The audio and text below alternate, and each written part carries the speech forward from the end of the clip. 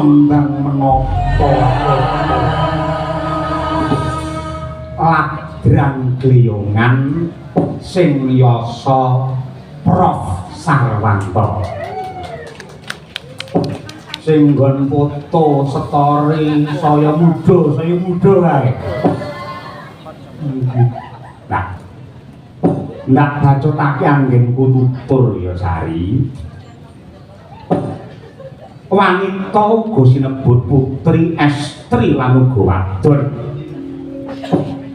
Wanita tegese wani ditata wong wadon yen wis bebrayan kudu wani lan gelem ditata karo guru laki anggone mbangun keluarga tumuju marang kautaman lan uga kerukunan. Angka loro uga sinebut putri, puput marang tri perkara tegese rampung telung perkara ya kuwi leladi marang guru laki, leladi lawan wong tuwa lan uga leladi marang putrane kabeh. Uga sinebut estri sing tegese adek-adek mula dadi wanita mono kudu bisa dadi adek-adek tumrape wong omah-omah. Tindak tanduk mono-muni kudu dijaga sing kanthi apik lan becik merga tumindake bakal dicontoh karo putra-putrane. Ingkang pungkasan sinebut wadon tegese wani dadi papan lan dadi panggonan tumrape kagunge anggene tentremke rasa lan papane anak beningake mikir. Mula wanita kudu bisa ngedem-dem marang swasana, ngendhakake lan uga ngemutake lamun ta garwa lagi suntrut lan duka. Yen ana perkara keluarga wanita kudu dadi banyu, aja malah dadi geni sing bakal ngobong wong bebrayan. Gatekno caritane satriya lingwe kang mardi mring kautaman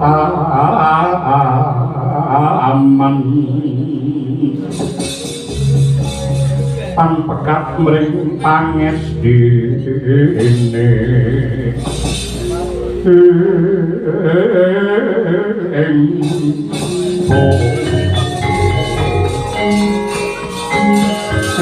ayo sing aku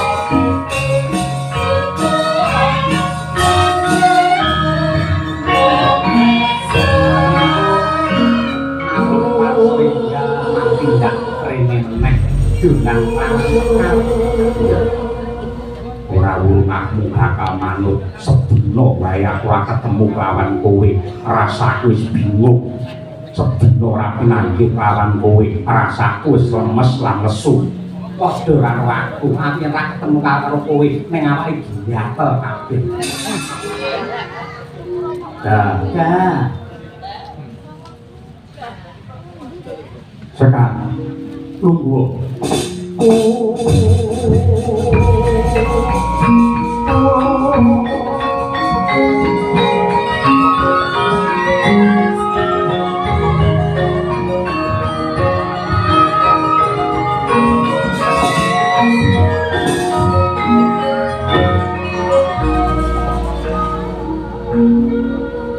tentrem lan tintrimi rasane wong tuwa iku gumantung saka pakartine anak. Wong gerang rasane kaya munggah swarga tundha saka lamun anake mbangun miturut kawan kandhane wong tuwa tansah digemugene pambah ngesti marang pangibadah bangun miturut marang reh perintah lan dawuhe wong tuwa. Ning lamun to patrape anak pegah tampa warah nampik marang pitutur becik.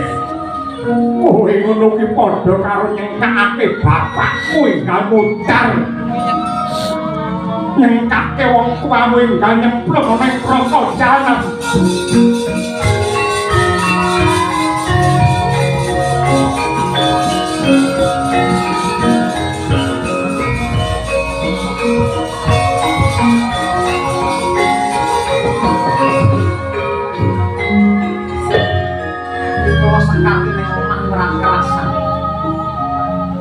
Wiwit cilik mula yen karo Sari anane mung nduk tresnani, anane mung nduk turuti tembung malus.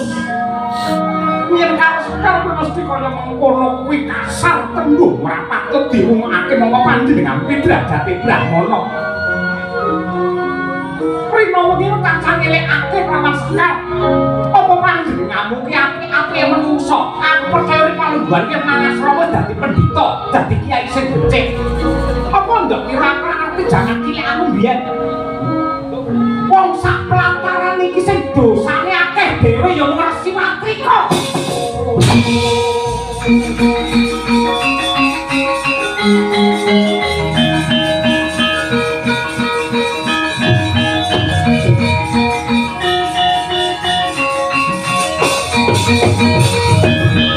Ana mantung cepeten kang dadi tembung sing kaya wae.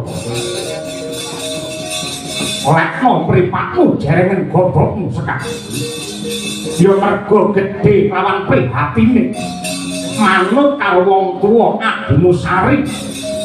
Sasi ngarep bakale pinundhut mantu kene bakale ana pahargyan lan rupiah-rupiah. Binarwa putra Ndrawati Sri Bathara Kesah Widuda Ratu baen-baen. Yang tutuk-tutuk nianggen musrawung karo wong lanang sing gonta-ganti kowe bakal sapa sing gelem ngalah.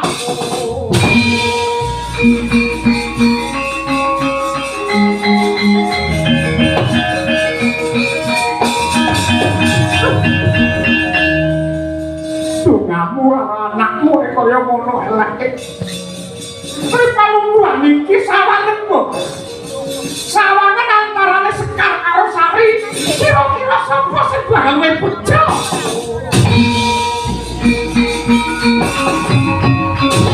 Sekar.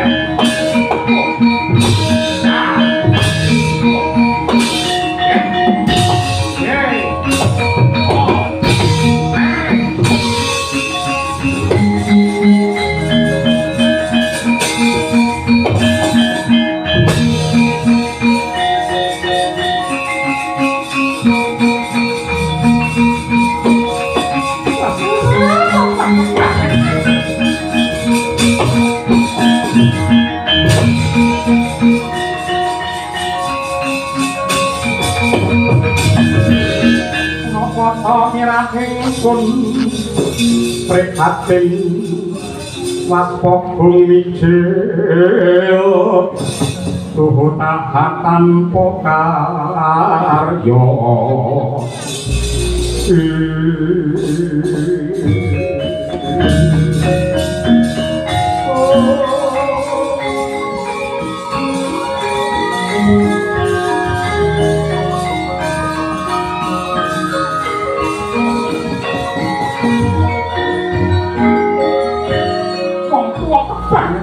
dadi ucape mongko mandi-mandine pangucap ora kaya dongane wong tuwa parandene kowe tega mentala bapa matrika kowe bandingake aku lawan Sari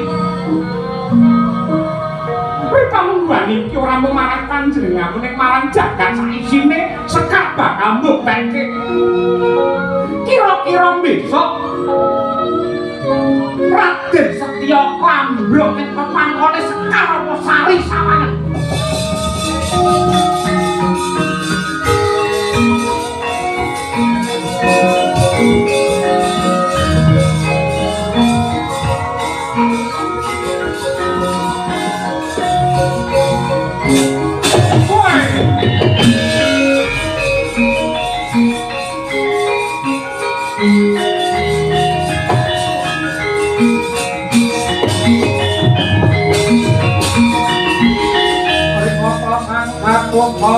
Inon mapak arko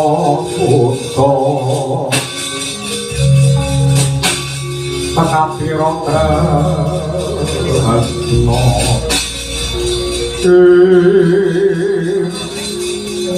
murub dadane kaya halilintar murub dadane kaya halilintar cakra Patnaba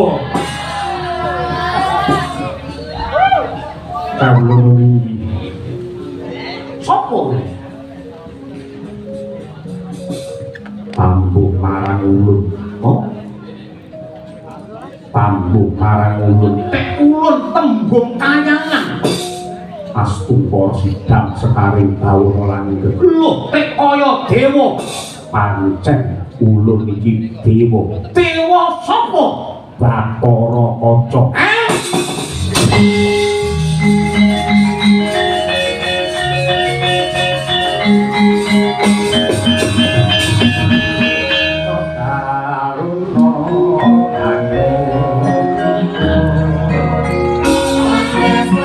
Kalau gaya Solo itu nggak ada kawan itu kan market Probakono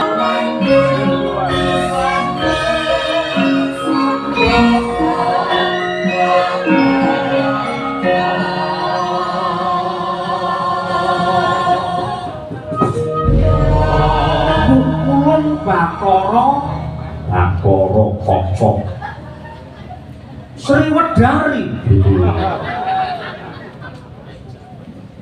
nuwun sewu menawi Bathara Brama nika dewane geni Sambang Bayu nika dewane angin menawi Paduka dewane menapa ulun dewane bledhek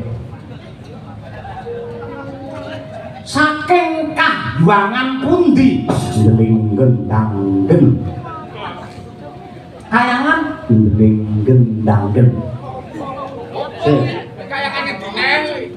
aja-aja sampeyan ngapusi asline Gatotkaca ning ngaku Bathara Kaca.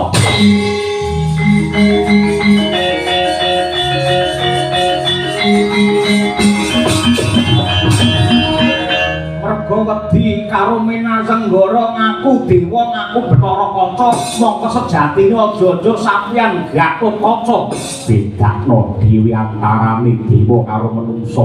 Jenenge wae wis gesek kaya mangkono. Ulun Bathara Kaca sing mbok sebut mau Gatotkaca. Gatotkaca Bathara Kaca meksa beda. Beda. Benten. Nuwun sewu.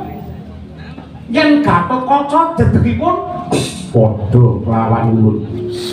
Suwantenipun padha kelawan ulun. Aja-aja sampeyan Gatotkaca bedakno dhewe. Gatotkaca Bathara Kaca meksa beda. Kadegayanipun padha kelawan ulun. Kaprawiranipun padha kelawan ulun. Alah aja-aja sampeyan Gatotkaca bedakno dhewe. Gatotkaca Bathara Kaca meksa beda. Kok dhuwur ngoe. Andi bab bener. Wong lanang sejati nggih satriya pinunjul nggih lamun kok bisa ngalahke Gatotkaca. Tegesipun pengin ora ngalahke Gatotkaca mergo Gatotkaca ki putra purnane Ratu Ndrawati. Carane ngalahke Gatotkaca padha maju lungguhmu. Padha nempat lerake nempat supaya yakin pitutur pangmawing mawengi netra wedak mundar anggir weningna pancandyamu nggih remna netramu mboten saged bablas film niki mangke kula mening pangesti merem lho lajeng siapine sing jeneng Gatotkaca ora genep loro ya aku iki tampar ngono.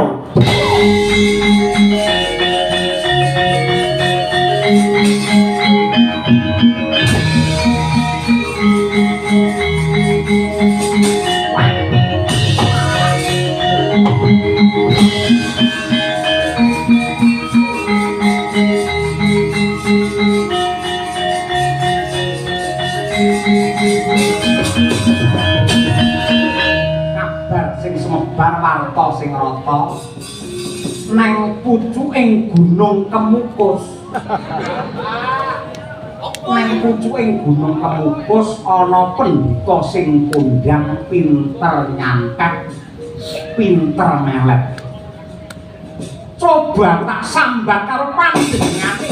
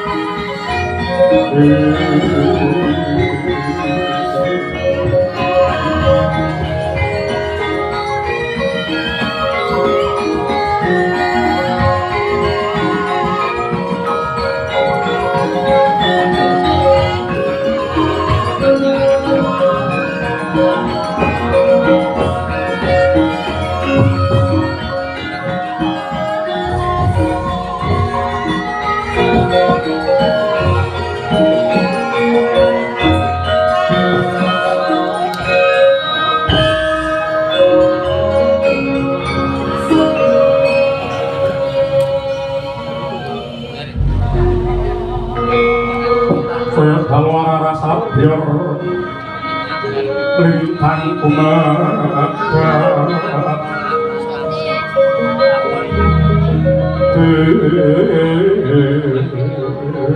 Desonyo tengah wangi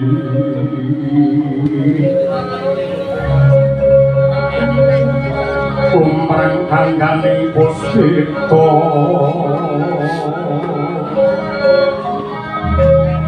karangwaning udyanira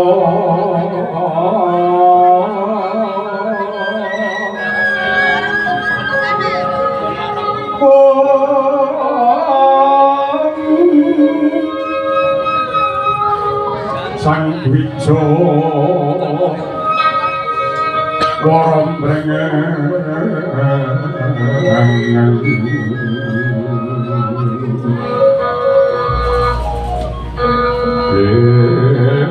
swaraning madu brangko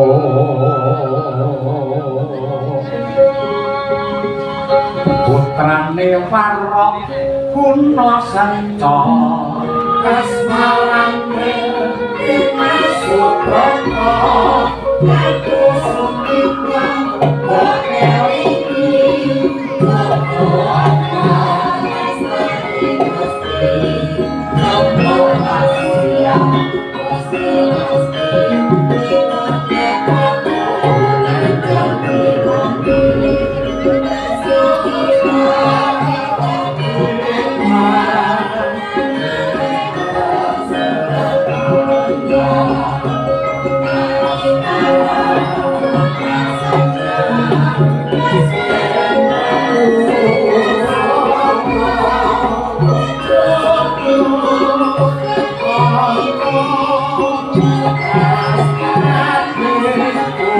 Pucuking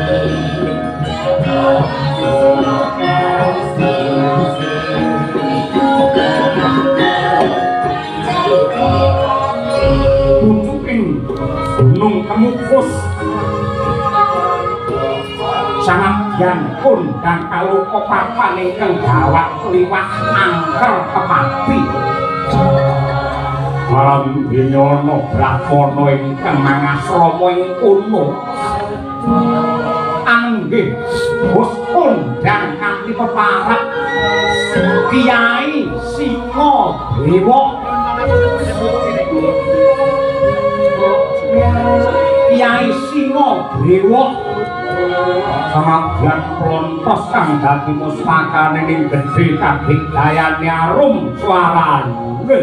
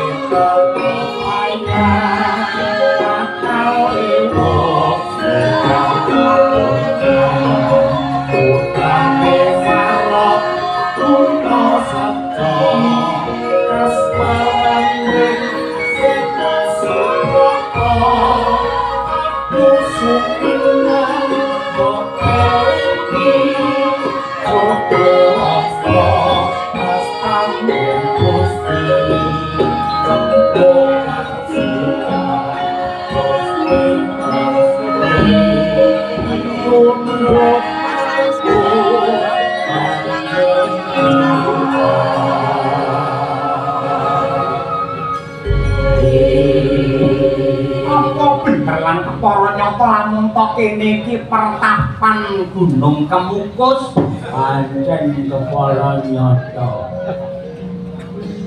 Panjenenganmu apa parep? Wis kondang kaluka kowe kok ndadak takon.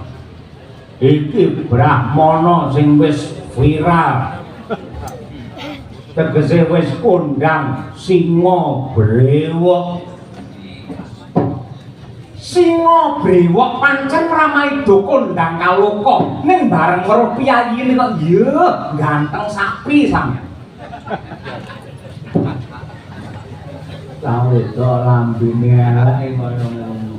Lha cara ngendi coba ngatasi ngaku Brahmana sirahe ditekke rambute dur gondrong ngisor ngate piye.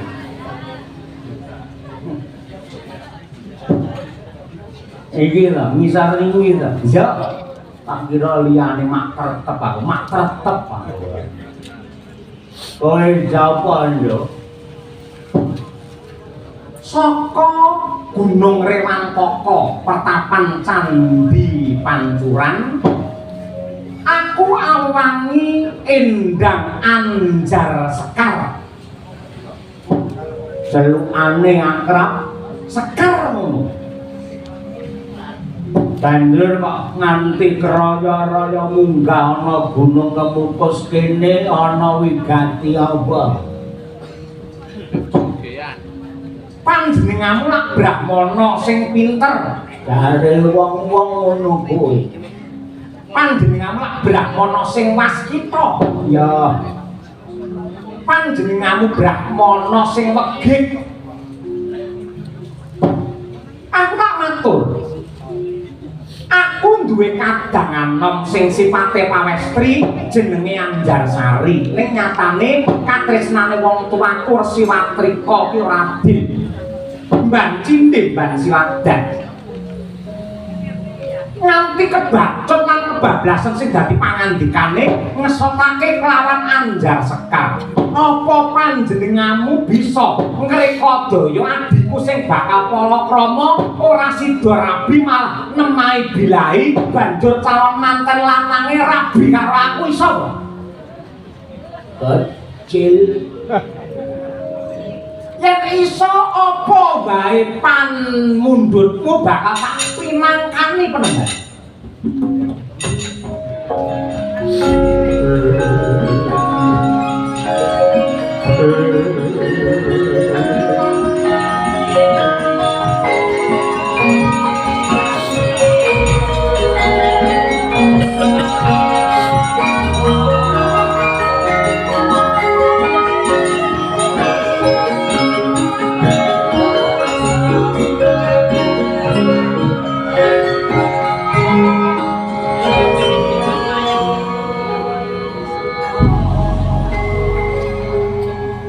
bangsane jengges nyantet nenun ngono kuwi gaweane singa brewok ning ya kuwi jer Basuki mawa griya kelakone Panjangka kudu mawa pangorbanan supaya adimu sing saka Pertapan Candi Penataran kae dipun Candi Pancuran lah ya mancur neng Penataran gawe cilakane adimu iki gampang tur banget ning ana pitukane ngersake dhuwit pirang puluh yuta ora sudi ngersake brana picis pirang gerobak ora sudi ngersake wujude raja brana pira aku ora sudi tawani apa nek ora kersa yo njalu udel apa piye sandinge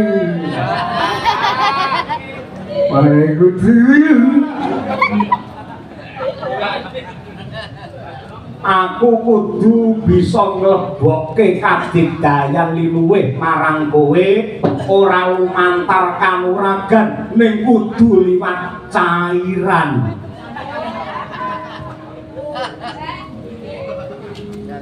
sing dikersakake lek bondo ora butuh wis tuwek kaya ngene blek bondo nggabrak apa derajat pangkat ranggumu napa neh duwe kowe ora ngerti aku ya adus nganggo Coca-Cola iku diedit karo TWRI iki lho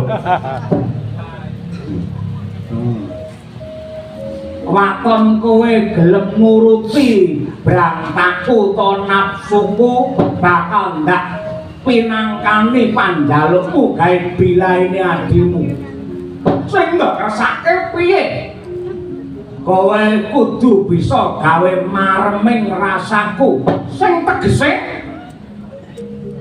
nuruti brantaku manut tak keloni adikmu bilai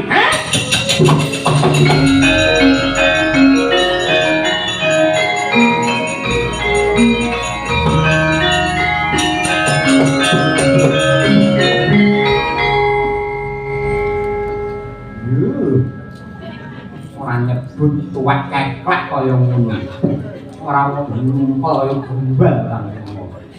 Ari gelem ora, gelem tindakno ora ya mulya kono. Kowe rene ra tak undang, pitukane ya kuwi, gelem ya kuwi, ra gelem ya kuwi. Kenapa?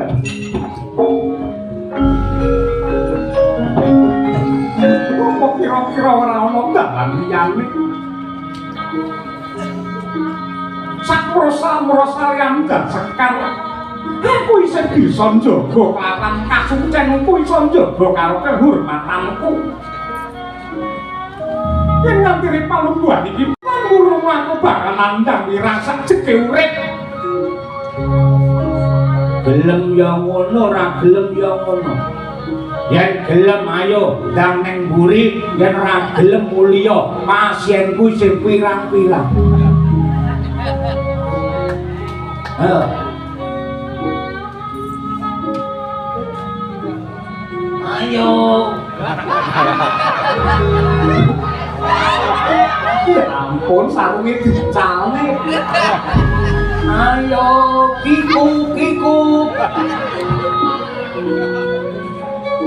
Kaya mangan, wah, si ora kombo.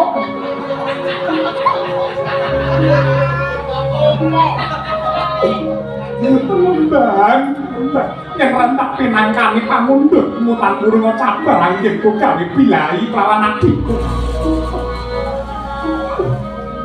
Apa tak ngerti.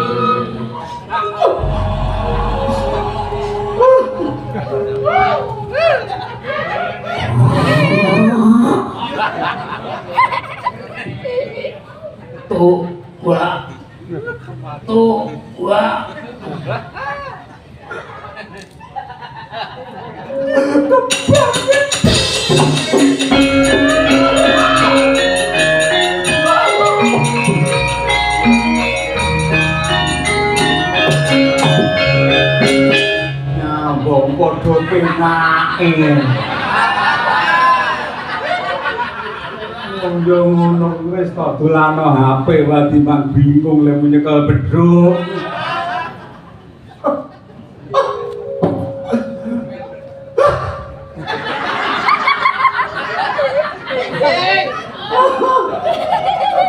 Juk tambah e. Tak yo mlaku angel. Ada gede.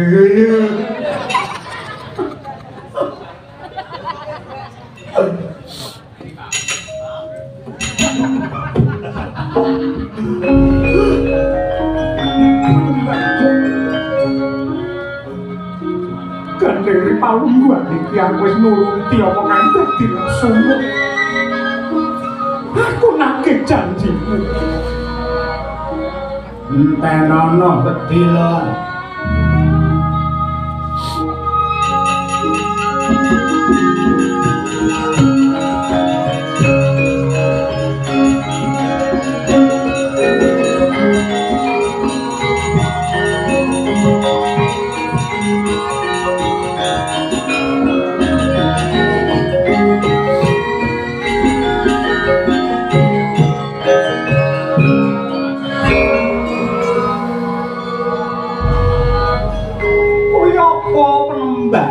Ya iki sing sinebut Sekuntum Mawar Merah. Rahasia Sekuntum Mawar Merah. Iki mawa wewadi, mawa sarmadi, wewadi. Aduh jati.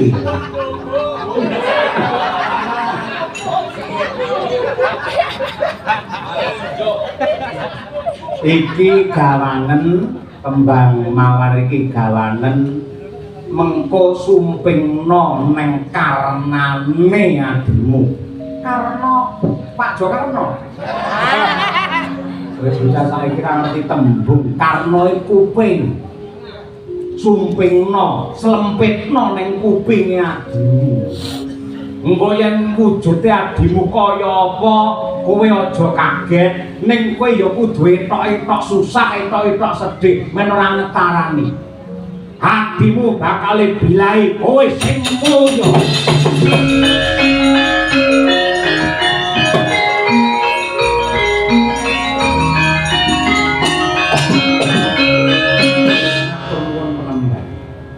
Tak gawane ya biasa. Dititeni lan dieling-eling yen wujude adimu dadi apa-apa kowe aja kaget ning kudu malah etok-etok.